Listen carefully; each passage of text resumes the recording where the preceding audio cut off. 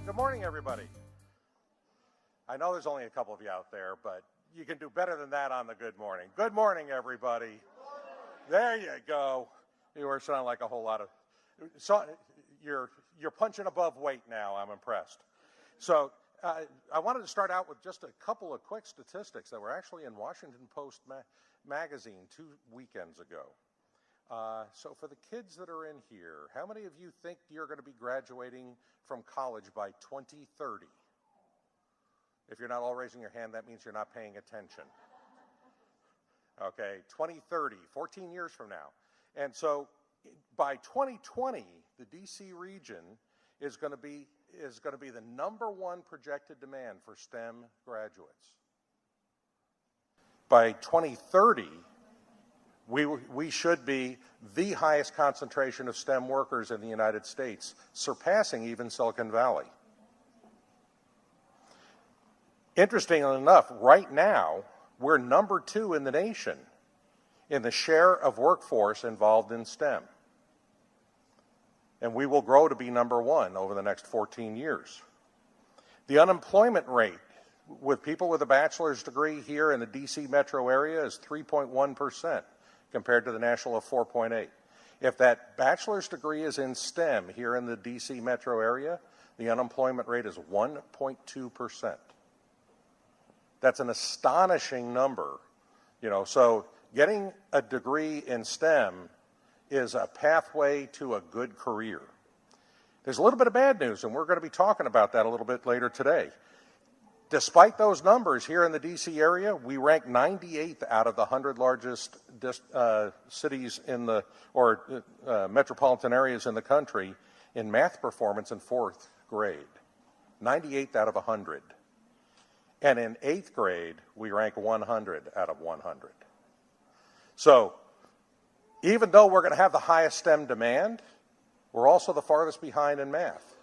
So a lot of what you're seeing with the displays that are happening around us in all of these areas are specifically focused on getting people excited about math and science and trying to get those 4th and 8th grade scores up, because it's not aptitude, it's interest. And that's why we're doing this conference today. So with that, let me talk a little bit about what we're going to, the panel today. I'm not going to do a whole lot more talking, and I'm going to turn it over to our 3 panelists, but the title is Workforce Needs and Solutions. If you remember the quote from Wayne Gretzky, unfortunately not a Washington Capital, but still a really good hockey player, and he used to say, the secret to being a good hockey player is not skating to where the puck is, but where the puck is going to be. And that's really good advice for careers as well. If you think back 10 years ago about some of the careers that exist today, you would not have predicted some of those. Others would have been predicted, but kids didn't know about them. So what we want to do is look at the opportunity now to figure out where those careers are going to be. That's what the panel is all about. So with that, I have 3 panelists with me today. Mike Matthews, who's a director at Vencor. Linda Braun, who's a vice president at LGS. And Michael Orr, who's the director of the Systems Engineering Directorate at the National Reconnaissance Office. So what I'm going to do is I'm going to give each one of them just a few minutes to introduce themselves and their organizations, and then I'm going to ask a couple of questions, and then you're going to ask a couple of questions. And so I'll be wandering around in the audience to ask those questions. So let me start stage right, your left, with Mike Matthews. Hey, good morning, everybody. Thanks for coming in here. I did a walk with my kids around this complex this morning, and I'm impressed that you decided to come in here and listen to us with all the cool stuff out there. Mike Matthews, I was born and raised in Hershey, Pennsylvania. Yes, my dad worked for the chocolate factory. Yes, candy was in our house all the time. Yes, I have about 12 cavities. Born and raised in Hershey, Pennsylvania, went to the University of Virginia, was a political science major there. For those who don't know it, that's a fancy term for someone that wants to be president. So I was a political science major. After I graduated, I moved up to Arlington, Virginia, and that's where I've lived for the last 17 years now. I have 4 girls and my wife. They're here over on the side, and that's where we reside. I took an unorthodox path to STEM. I worked for a company, Vencor, for 15 years, a systems engineering and systems integration company, great company. You could tell how much someone likes their company by how long they've worked there. So I've been there for 15 years now, but I didn't have an engineering degree coming out of undergrad. So what I had to do, and I'll talk about it with the questions that are asked, I had to build my experience through real work, taking jobs and getting that real work experience on my resume. I parlayed that with a master's degree in engineering management, and that's allowed me to get to positions further and further within my company. So I'll talk more about it as the questions come in, but thanks for being here and listening to us. Hi, I'm Linda Braun. I work for LGS Innovations, one of the sponsors for this symposium. I guess as a kid, I was always interested in math and science, and it didn't hurt that my dad is a chemical engineer, and so I kind of always had science and engineering in our household and talking about that and what a great career it could be. So I followed in my father's footsteps, and I went to engineering school. I have a bachelor's, a master's, and a PhD in engineering from Rutgers, which is the State University of New Jersey. That's where I went to high school, and so I stayed and I went to the State University, which is Rutgers, as I said. When I finished my PhD, I actually got a postdoctoral fellowship right up the road in Gaithersburg, Maryland. I worked for NIST, the National Institute of Standards and Technology, which is a U.S. government lab, and I had a great experience working there. I got to work on many, many exciting and different types of problems around, some of which was working on space shuttle hatches and windows for NASA, some of which was looking at the mechanical reliability of mechanical heart valves, and a whole host of different types of projects. After 10 years, I left and I went to Lucent Technologies, which was the parent company for what is now LGS Innovations, and I went to Bell Labs, which was and is a premier scientific organization. And there I worked for the government-facing business, where we work on some of the government's hardest communications, sensing, and ISR type problems. And I've been there for 18 years, and I have an extremely challenging opportunities every day, and I'll talk about that more, but that's one of the things that I like most about being in the STEM field, is that there are different challenging problems to work on every day.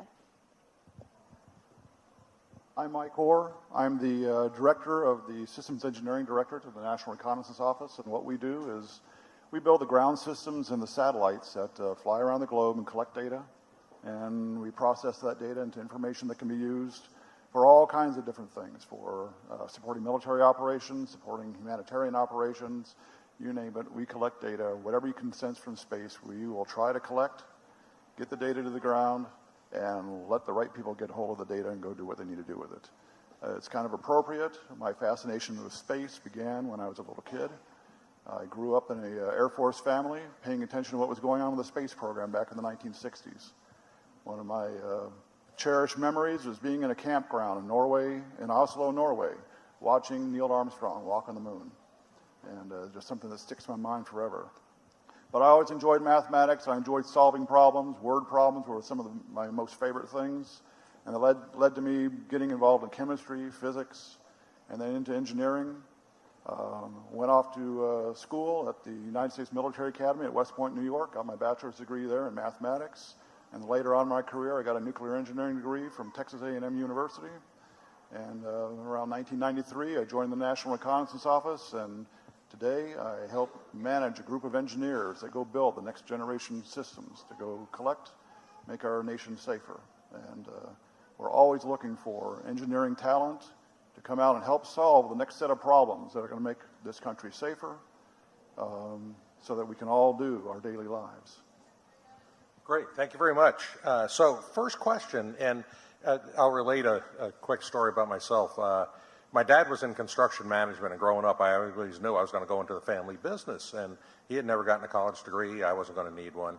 Then in 5th grade, I met my teacher, Mr. Russo, and he introduced me to physics. And he got me so excited about it that I ended up getting my degree in physics and then ended up going into the Air Force. But it was that one spark, it was that one person that really excited me about a science and really drove me to the career that I have today. So my first question to everybody is, what was that spark? What was that initial thing that got you excited about science and math? All right, I'll give that a shot. Oh, so I told you, unorthodox past. I was a political science major. So that spark for me is when after college, when I moved up to this area, and it was driven by jealousy. Jealousy of my wife, who was an engineering major at University of Virginia, and the opportunity she had at a company called Lockheed Martin. And we were living together, and every day she would come home and talk about the cool work that she was doing. I was working for a financial consultant company at the time, and I didn't have as many stories. So that was my spark, and what that drove me to do was, again, get real world experience. So I had 2 other jobs before I joined Vencor, working for 2 other companies, Thomson Financial and a company called Step 9 Software, a large company and a small company. And they gave me engineering roles for 2 years. And then I got my master's degree in engineering management, and it allowed me to get to where I am today. But that spark was jealousy driven by my wife's stories that I heard every day when we were first living together about 17 years ago. Yeah, come to the light. Linda? I think that growing up, I was never the type of kid that wanted to do what everybody else was doing. I wanted to do something that, nobody had done before, and forge kind of my own path and try to solve problems that hadn't previously been solved. And that's the great thing about a STEM education or going into a career in STEM. You have the opportunity to do things that nobody else has ever done before. Nobody else has solved these problems. And how cool is that? I didn't want to do the same old that everybody else was doing. And I think that was really the spark for me. Great. The spark for me, as I kind of said before, was the space program, really taking a look at shows that were on at that time, Star Trek. I knew that was a TV show, but my goodness, how interesting it would be to be able to live in that kind of a world where you can just talk to a computer and it'll do what you want it to do. Back then, you knew that wasn't possible, but you knew that wasn't possible then, but you knew that was something that might happen in the future. And wouldn't it be great to be a part of that group that actually made that happen? Travel at the speed of light. Just you can get anywhere almost instantaneously. That would just be fascinating. And how great it would be to be a part of that. So that's what inspired me. Fantastic. So with that, let me wander out into the audience. Who wants to ask a question? Okay, we got one right here. Hi, my question's for Mr. Orr. I'm looking to major in cybersecurity engineering, and I was wondering, what can I do to prepare myself? I would like to go and for your space cybersecurity and the NRO, what can I do to make myself the best candidate for that job? I will point out that she's wearing a U.S. Navy lanyard, so just fair warning. Well, nothing wrong with the U.S. Navy. I've got a lot of good friends who are in the Navy, and we just disagree one day a year. That's the Army-Navy game. Cybersecurity. The difference between cybersecurity in space and what we do here on the ground isn't that different. So first off, the NRO has a booth here. I encourage you to go back and talk to them. Get in touch with them, and they'll be glad to get you some more information, provide you some additional contacts.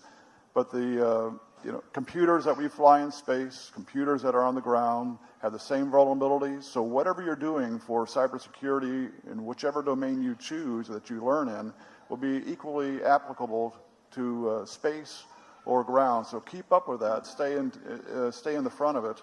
But that is a burgeoning area. It's one that's greatly expanding and one that we know we need a lot of help in. And so we've been actively looking at what's going to be in the future and how we're going to protect ourselves in the future against cyber threat. It's a big, big challenge, and so I'm encouraged that you want to get involved in that. We'll be looking for you. This is a question for the whole panel. What area of science or technology are you most excited to see advance in the next 5 years or so? So what area of science, in case you didn't hear it, what area of science do you think is going to be the advancing the most in the next 5 years? I think cybersecurity is an area that will continue to grow for a very long time as we become a nation that's more and more connected, and as the internet just continues to explode, and as we continue to increase the bandwidth in terms of communications and sensing and imaging related technologies. Cybersecurity, I think, is one of the major growth areas in the future. So it's a great path for you to pursue. Yeah, to add on to that, one area that I've seen growing as well, and it's kind of an offshoot of systems engineering, STEM, science, technology, math, is taking that innovation, creativity element and bringing that in. So the hard sciences, we're all here right now, we're all interested, we've all been successful at it. You got that. To differentiate yourselves, bring in that conceptual creativity, innovation side, and I think adding that element to the hard skills that you're obtaining, you already have, is a way to differentiate yourself is going to be different there in the future. I would agree that cybersecurity, I think, is probably the leading area right now, but another area to really take a good hard look at would be material science.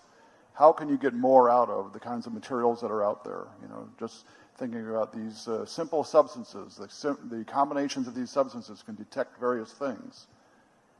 Who would ever have thought of that? So it's people that really get involved in material sciences and know and go do the experimentation in those areas that can pick out what those things can do, those combinations can do that can help us out.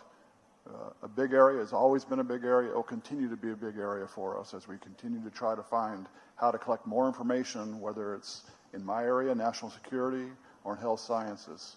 But to the nearer term, I agree. Cybersecurity, I think, is a big area. We need a lot of help in that area. To paint a clear picture, could you please define the disciplines that undergird cybersecurity and material science? So if somebody who is now in K-12 wants to dedicate themselves to a career in either cybersecurity or material science, could you tell us what disciplines of science and technology they must master in order to become expert in those overarching fields? I'll take the material science one because I'm actually a material scientist. So my degrees are from, as I said earlier, Rutgers, the State University in material science. And I now run an organization that does work in photonics and optics. So it's optical communications, optical sensing, and optical imaging. So I got there from a different type of path because I didn't become an optical engineer. I didn't take physics. I took physics, but I wasn't a physics major. I was a material science major. And I learned about all different types of organic, inorganic types of materials, metallurgy, ceramics, polymers, all those types of different materials.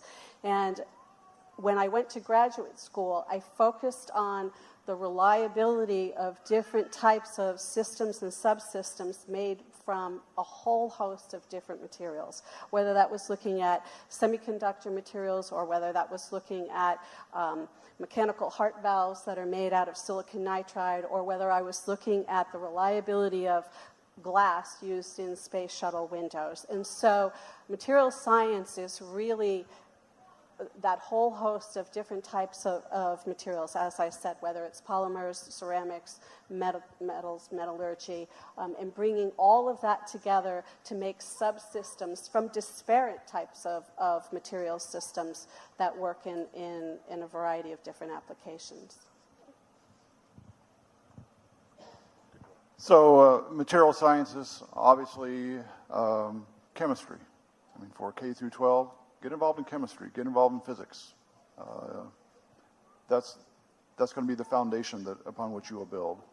For all the stuff, at least from my perspective, for cyber, there's both understand software, understand how operating systems work.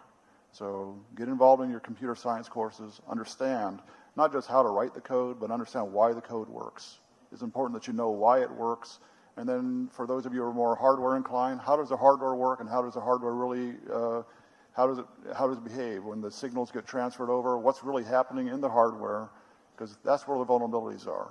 You understand how the code really works, you'll find the vulnerabilities in the way someone wrote that code. They left a hole there. Or the way the hardware works, the way these signals are transmitted from one component to another component. You'll find a timing problem or something there that gives a vulnerability that someone else could take advantage of. So in your computer science courses, learn them and understand the reason why it does instead of just a rote lesson to just write this statement, it does this. That's not what you need to do. Understand what's really going on behind the engine. So take advantage of those classes. Real quick, understand the engineering process as well. Everything out there, everything we're seeing started with an idea and ended with what we're actually looking at. And there's a process, a series of steps to get through those. And typically, especially when we're dealing with technology, it's an engineering process. This is where the systems engineers, the systems integrators come in. Understand that product development process and what's required, whether it's design, requirements, development, test. Understand that process, and that's a good baseline to start with where you want to go. Fantastic. So I'm going to ask one last question, and it's for each one of the members kind of to wrap up their thinking, and it's a pretty simple one. Each one of your organizations does remarkable things, and each one of you has already talked about getting to do remarkable things. So what's the advice for everybody out there on how they get to do remarkable things? Start at that end this time.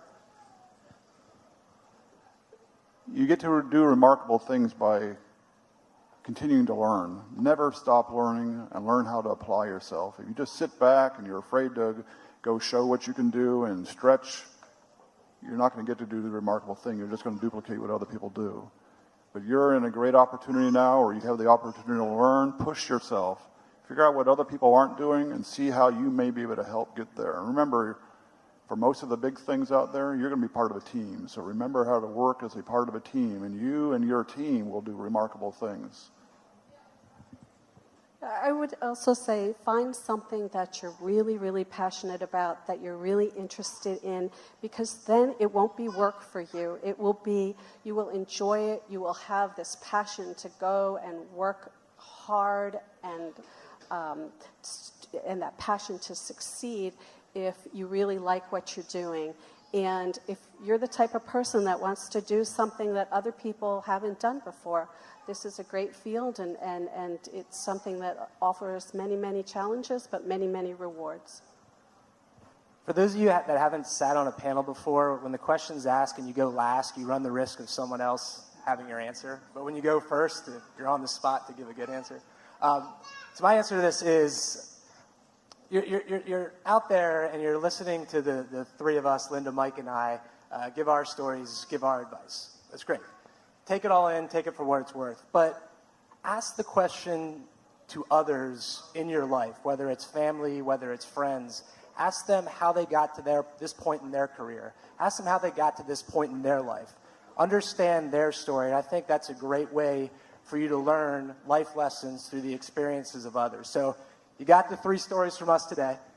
You got Ed, gave a little bit of his story as well. Ask your parents, ask your family, ask them about their story and get some life lessons there as well. Great, thank you very much. Some very interesting and I think illuminating answers. And hopefully somebody out there is going to get that inspiration to do good in math, to do good in science. So thank you very much.